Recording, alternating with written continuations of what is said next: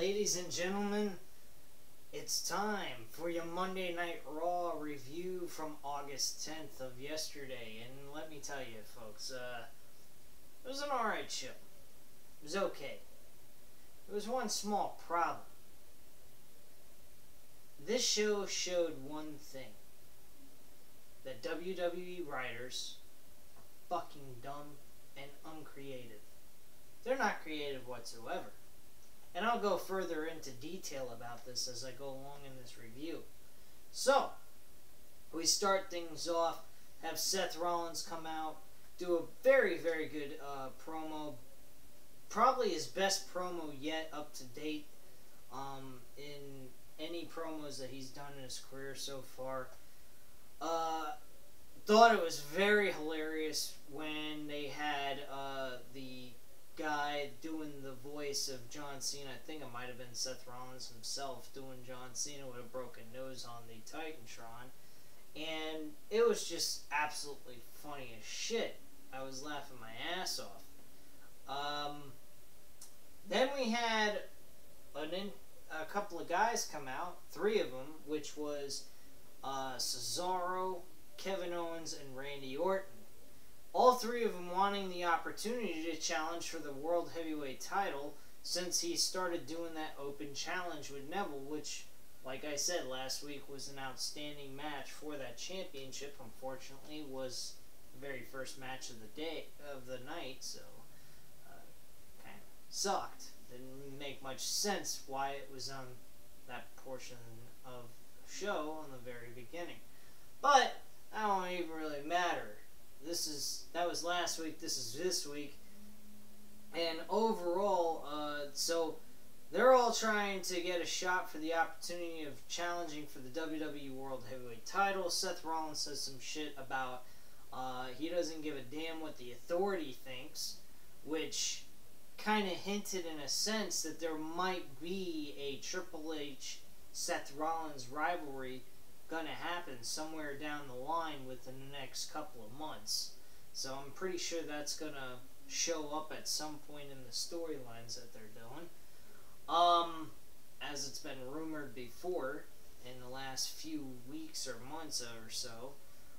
So I mean, the whole entire thing here on this promo just led to the point where Triple H came out and settled everything and said, look, we're going to have a triple threat match. Kevin Owens, Cesaro, and Randy Orton compete in a triple threat match to determine who will face Seth Rollins at the end of the night for the WWE World Heavyweight title.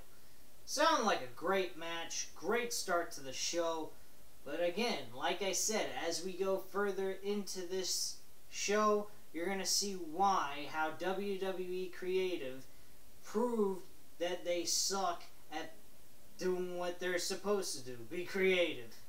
Anyway, so we move along. We go into the very first match, the Divas match between Team Bella and Team Bad. Here's something I can't understand. Why the hell do they have to have team at the beginning of each faction name? Why can't they just be the Bella Twins or the Bellas and Bad? Or Beautiful and Dangerous, what have you. Why do they gotta be Team Bella, Team Bad? I mean, like, what the fuck? This don't even make any... What are they, a sports team or something? Come on, they're a bunch of individuals. It's a faction, not a team. What the hell's going on here? Anyway, it doesn't even matter, and they changed the name of the Submission Sorority Group. They were being called that in the beginning of the last week. Now they changed it a week later, being called BCP. What the fuck? What are they going ahead and decided to name this after a drug, only changing the first P into a B? Like, what the hell? They might as well, just for joke purposes, call themselves BCP. And most people won't know that except for adults and maybe some teenagers who know about hallucinogenic drugs. Not saying that I do any, but people learn about them, of course. So, anyway, either physically or just knowledge-wise. Anyway, moving into this match wasn't that bad. It was okay, and the Bella Twins win. Brie actually was very good at the end of this match. She did a very decent job. Showed a little bit of improvement wrestling-wise. I was very impressed. She did some moves that Daniel Bryan does, but that's to be expected since there is no creativity in WWE anyway to begin with. Overall, the match was alright. I'd say it was a 3 out of 5. It was okay. Nothing too shabby on it. The next match after that was the New Day versus Los Matadores. And my God, I cannot stomach New Day. They suck. I don't know where people think that they're awesome or they're great or anything else in between, but they suck, period. There's nothing entertaining about this group. They're a bunch of fucking dumbasses, and I just can't stomach watching them anymore. And to prove my point, I went ahead and changed the channel because I can't stomach them. So I didn't even really watch this match whatsoever. New Day won the match, lost against the Los Matadores, which is another shitty tag team, which I could give a shit less about. So that match was a dud to me. I didn't even give a fuck. Didn't even watch it. So I mean, we move on to other things. We get an insight on the Undertaker Brock Lesnar match.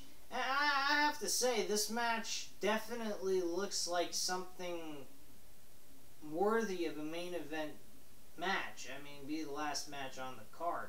Of course, it's going to be considered one of the main event matches at SummerSlam, but it definitely looks like a main event match worthy as the last match on the card.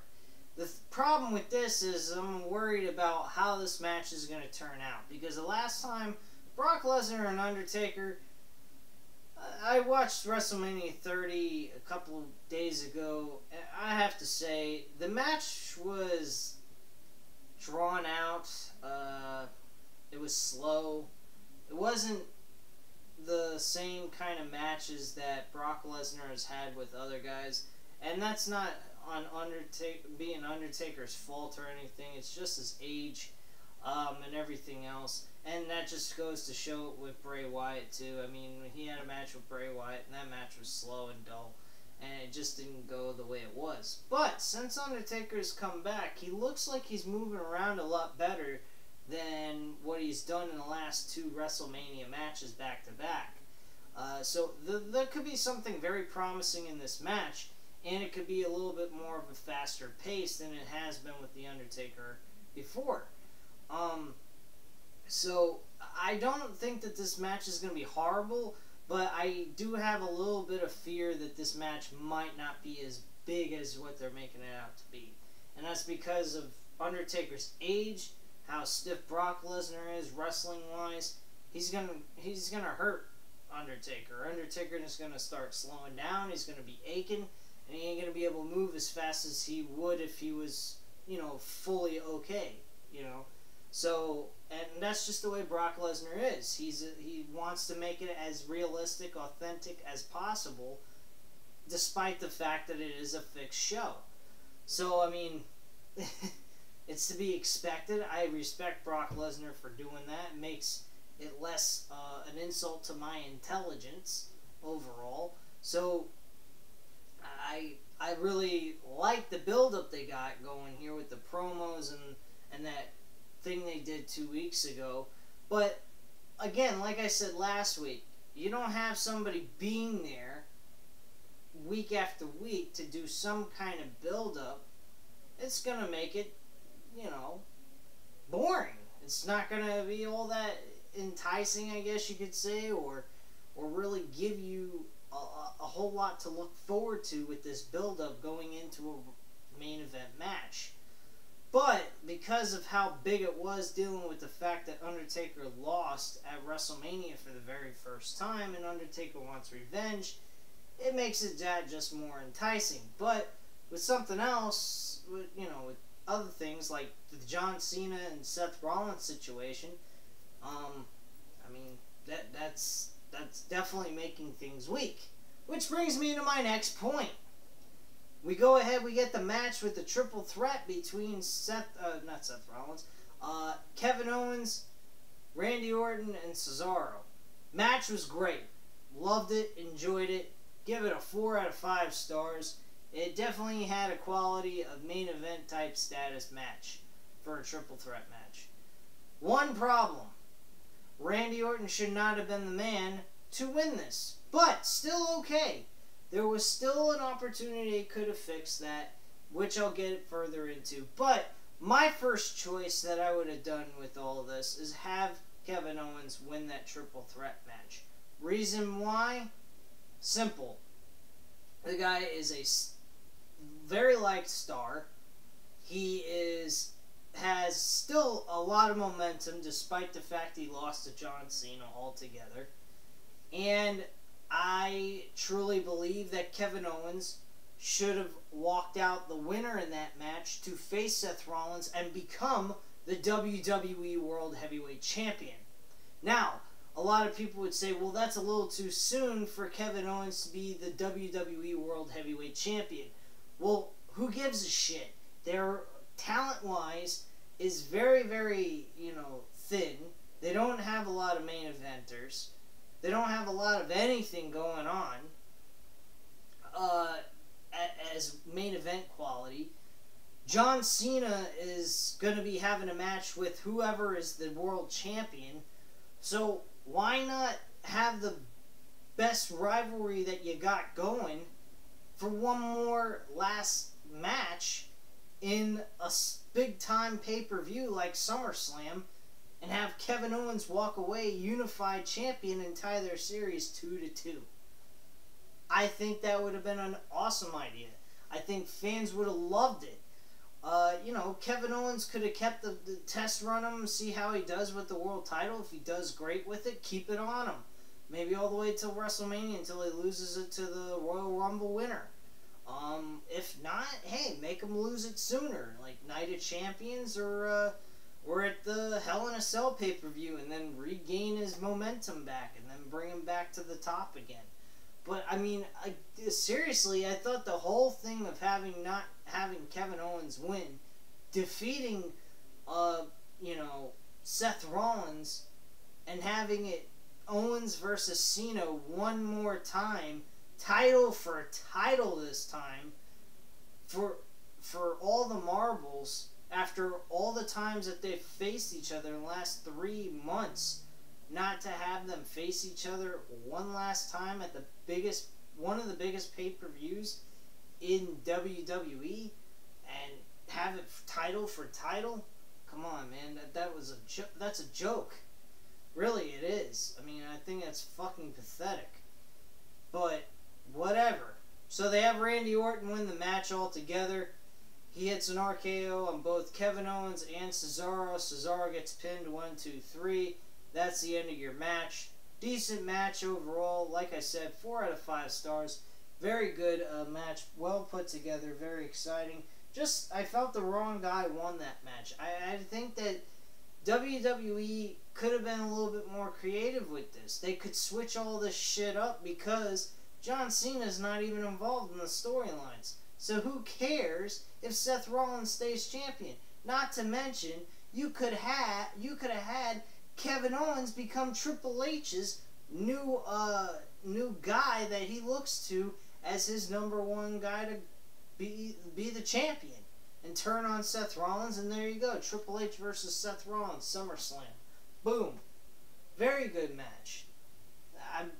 Since I've heard the rumor, I've been interested in it. I would love to see Triple H versus Seth Rollins. Pedigree versus pedigree. Move, deal. Hey, you disrespected me. You want me to respect you? You want me to feel like you should be the champion of our company? Fuck you. I'll screw you instead.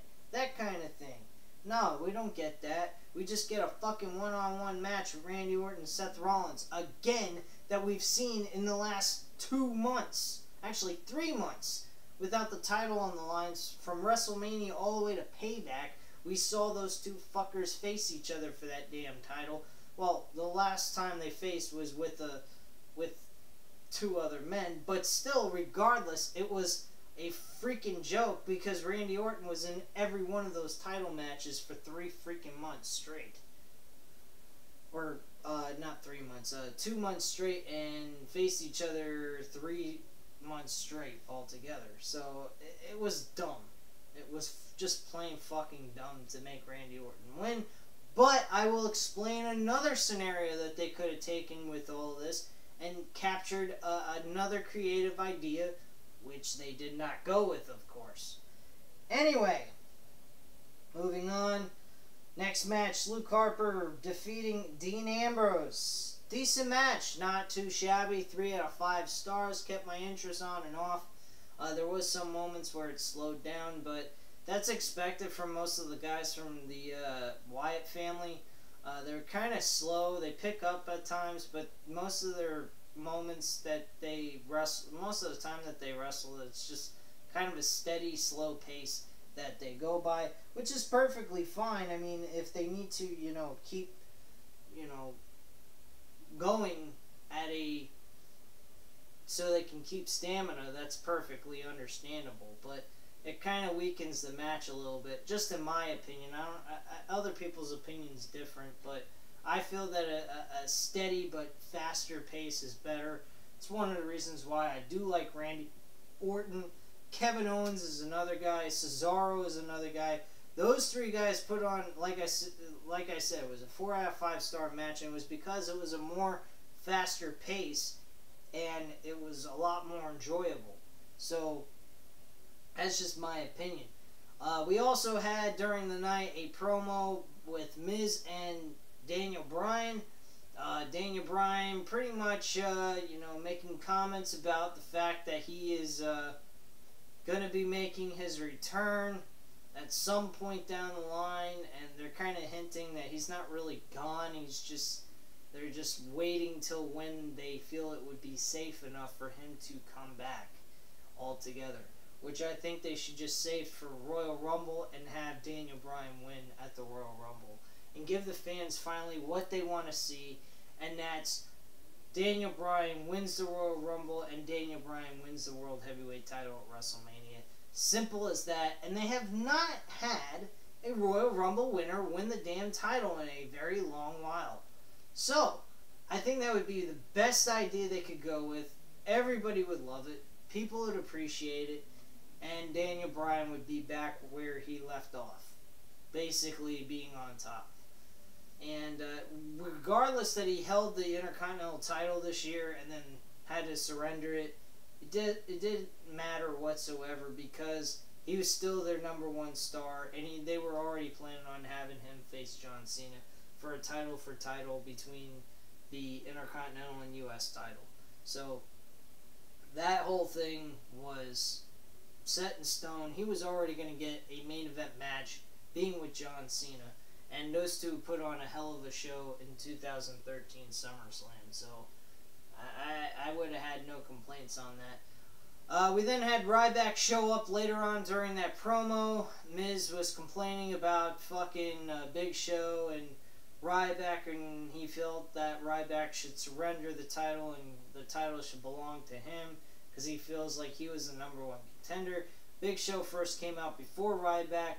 Made a statement like, well, you're forgetting about me, and I'm better than you, and I could kick your ass, and the fans were chanting retire, and they said, well, have somebody retire my ass then. And I thought that was a pretty good response back to the audience, despite the fact that that statement is really true. He needs to retire already. He has nothing else more to gain with being in this business except for making money at this point. So that's just my opinion. I'm very certain other people's opinion as well. So Big Show, get the fuck out of here. Please leave. Ryback comes out after that comment. He starts showing up, kicking ass, taking names, and he lays Big Show out with an amazing meat hook clothesline. Very impressive. He looks like he's in good shape, but I did hear that there is a rumor that he still has a staph infection that he's trying to heal up from. But they felt it would be okay with him just to go ahead, put a kneecap, pads on, and just go out there and do his thing and then walk away. Which is okay, I would assume, as long as he's been out for a couple of weeks. So, I mean, I would assume that he would be alright to at least just do that altogether. So, after we do that, Matt, after we've had that scenario, we went ahead and we had Mark Henry versus Rusev. Oh my god. How many more fucking times are we going to have Rusev facing Mark Henry? When is this motherfucker going to ever retire? That's what I'd like to know. Mark Henry's got nothing else to gain. Like I said last week, he ain't ever going to become a world heavyweight champion again. His time has passed. He had his moment in 2011. That's the end of that. Dud match, shitbag bullshit. Didn't care for it. Didn't like it. It didn't even last but a minute. So that's a dud. Neville versus King Barrett. Interesting match. Too short. Love the build-up with Stardust. I think this whole scenario with Stardust and Neville is very interesting. Very out of the box. One creative thing I could say that WWE is doing. Using comic book life characters and applying them to Stardust and Neville. Turning Stardust into a Joker type character and Neville into a superhero.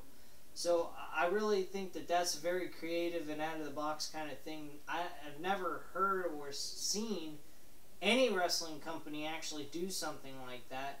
I mean, Hurricane's one, but they're like taking this more to an extreme version of it. To where they have graphics of comic book type things, promos with comic book type graphics, things of that sort, which I find pretty interesting and very creative.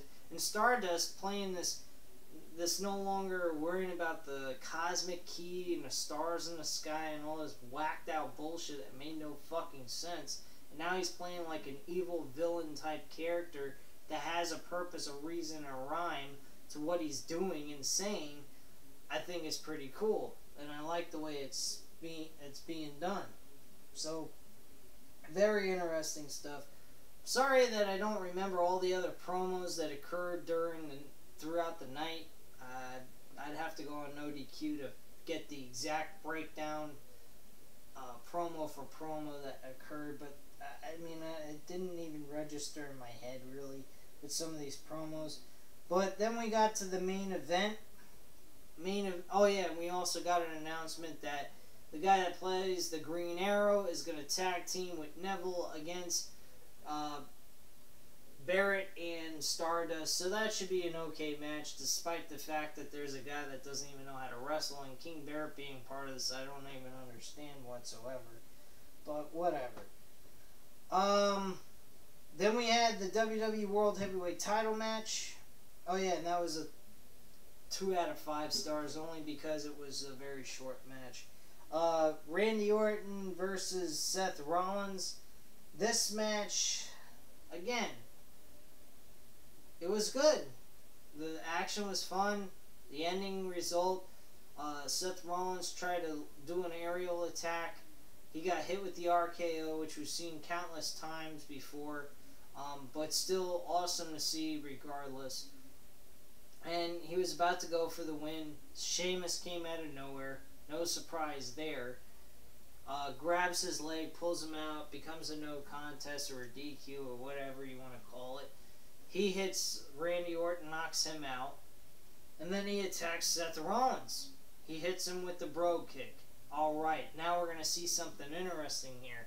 We are actually going to see something creative that's going to alter and change this storyline into something even more intriguing and more interesting. And he's standing with the briefcase with the referee, and they're doing nothing. They're doing absolutely fucking nothing. They're standing there holding a fucking briefcase, just staring at each other, and he's like shaking the briefcase in the referee's hand, and the referee's standing there like he's in a fucking trance, and and he doesn't know what to do. Like, dumbass, this has been done before. Just ring the bell and give the briefcase to the announcer. There you go. Problem solved. 1, 2, 3. Sheamus becomes your World Heavyweight Champion. No, we don't get that. Randy Orton comes back in, of course, gets his revenge, hits the RKO, and walks out, and that's the end of the fucking show altogether. And Seth Rollins creeps away with his fucking belt in his hand. What the hell kind of sense is this? The match itself was a 3.5 out of 5. The reason why is because of the fucking ending. But, my God, man, have a little fucking creativity. They could have really done something even better, you know, just as good as having Kevin Owens win. They could have had Randy Orton win the fucking title. Sheamus comes out, hits his brogue kick on Randy Orton, beats him 1, 2, 3, and then we have a fatal 4-way title for title match between Randy Orton, Seth Rollins, Sheamus, and John Cena. US and WWE title on the line in a fatal 4-way match. Now, come on, are you telling me that either one of those two matches wouldn't be worthy enough to be in the fucking SummerSlam show? We have to see Seth Rollins versus John Cena for the 5 millionth time, and Seth Rollins is yet to win once. And all my assumption is that John Cena is going to walk away the 16-time World Heavyweight Champion with the United States Championship.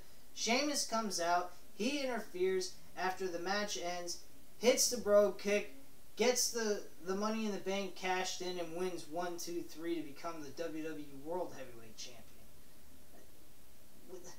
Where the fuck is the creativity in that? Someone explain that one to me in the comments below. Please. Because I don't see any kind of fucking creativity there whatsoever except the same old shit that we have seen in the past. Which, back when it first happened, yeah, that was okay because it was never done before. That shit's been already done now. Change it up. Do something different. Fucking A, man. What the hell's going on here?